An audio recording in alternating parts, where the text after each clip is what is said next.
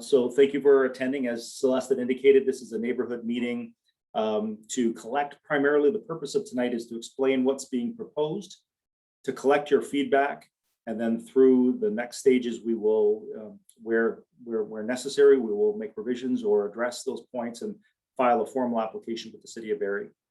So this property is known as 303 Cundles Road East. That's right beside the junction, immediately to the east. And the terminology, so that you're aware of it, it's called a zoning bylaw amendment, and that's what's proposed before. That's what the purpose of this public meeting is tonight, is to talk about a zoning bylaw amendment. I think the site everyone knows that I mentioned. The junction, if you can see my cursor, is right here, approved around 2016, and we're looking at this irregular shaped parcel outlined in red and a close-up. And that site area is just under 2 hectares in size and represents about, it contains about 74 meters of frontage.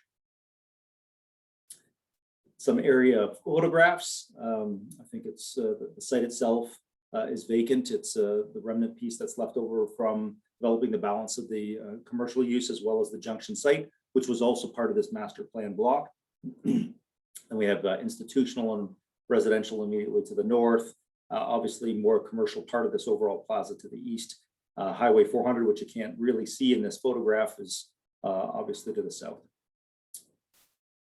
I mentioned that there's previous histories and a master plan on the site. There's quite a development history on this project, dating back to 2006, and applications that were filed before that. And that was an official plan amendment that redesignated the lands and rezoned the lands ultimately in 2 applications, and were approved in November 2006 to permit a mixed use master plan development. And that included a current zoning that permitted 200 residential units across the master plan site. There was a preliminary development agreement that was established in 2012, and then that followed with a master site plan and a development agreement that formed the basis for overall development on the site through a site plan review process in 2013. And just for context, the junction was approved in 2016, both at the zoning level and for the site plan approval for the site.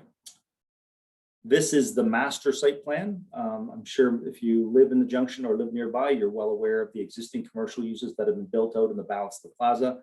The area that we're speaking about is here in red, and the junction is this corner piece that is already, which many of you I'm sure are living in already.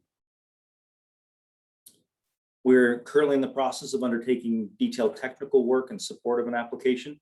When this is completed and when the application is actually filed, you'll have access on the city's website to download and review any of the information that has been submitted with the application, and you'd be therefore able to provide additional comments on any of the technical work that was done.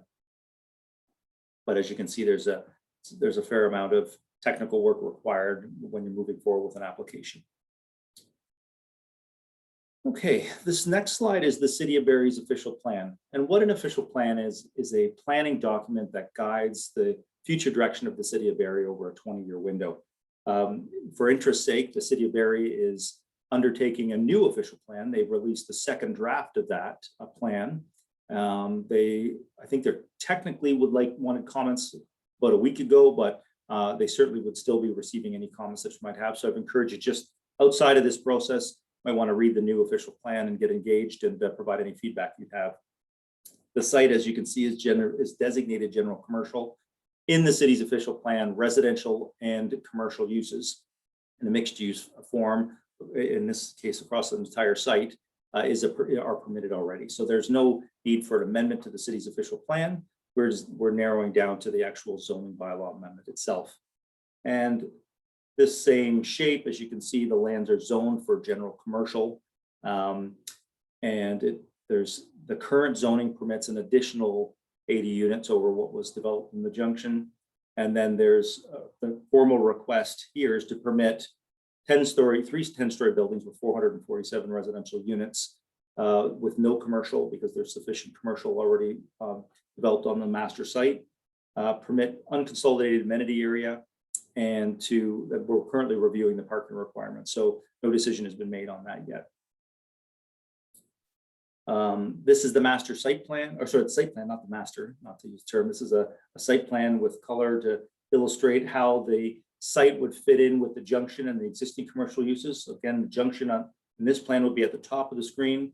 There's your access off of Cundles, of course, and the connecting point that is now blocked off, but ultimately will be able to move through to this site. And then showing you the placement of the proposed buildings and how the site would work. There's underground access, underground parking access here, and another underground practice over here and under here. So there's a variety of access points to get to the underground garage. It's just showing you, circulation, how this main spine road, which already exists, would occur, and just general traffic flow. Again, as noted, 3 buildings, 10 stories in height, 447 residential units, and then there's some surface parking, as you can see, and then there's an additional underground parking spaces.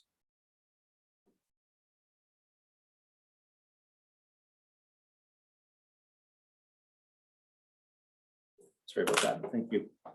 The last few slides provide a graphic illustration only just to give you a sense of what the built form is intended to look like, fronting onto Cundles Road, which is a key point that the city provided during the pre-consultation process, was to make sure that the buildings framed the street and provided direct access points from the building to Cundles Road.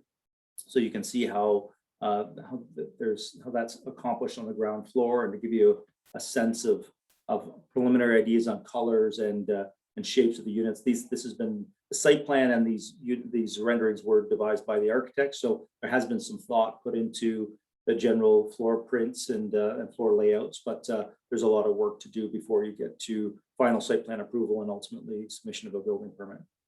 You can see the other 2 buildings in behind.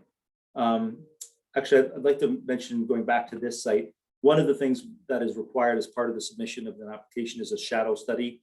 One of the advantages of this particular location is that it's located to the east of the junction.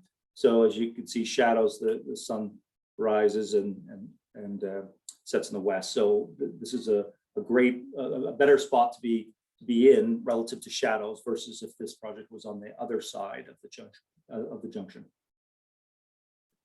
A second perspective from the east, just showing you, I apologize, just to conceptually show the junction. Of course, it's a much more beautiful building, 2 beautiful buildings than that, but just shows you conceptually how the relationships of these buildings with the junction will physically exist if this project's approved.